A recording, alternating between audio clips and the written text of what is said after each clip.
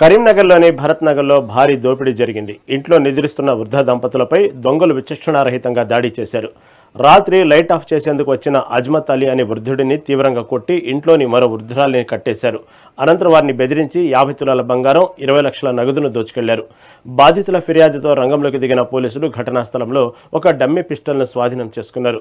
Clues team సాయంతో ఆధారాలు సేకరిస్తూ దొంగల కోసం గాలింపు చర్యలు ముమ్మరం చేశారు.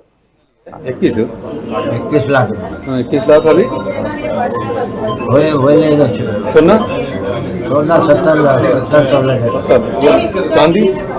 चांदी आप इतना पैसा घर पे क्यों रखे? आप इतना पैसा घर पे क्यों रखे? आप इतना पैसा घर पे क्यों रखे?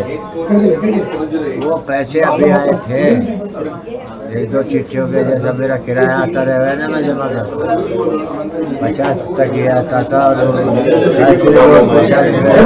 दुकान का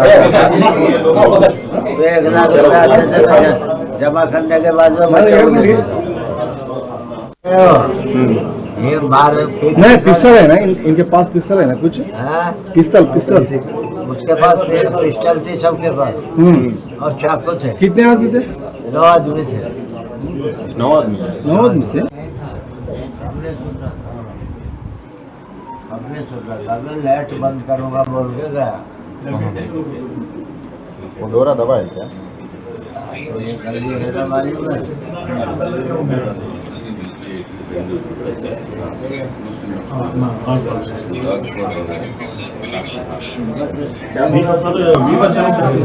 ఇక్కడ వీళ్ళందరినీ మహిళలను కట్టేసి కొట్టిన పరిస్థితి కనబడతా ఉంది. ఇక్కడ పెనుగులాట్లో గాలి బయలుపోయిన పరిస్థితి, ఇళ్లను విధ్వంసం సృష్టించారు. మనకి ఇక్కడ ప్రత్యక్ష సాక్షి బాధితురాలు ఉన్నారు.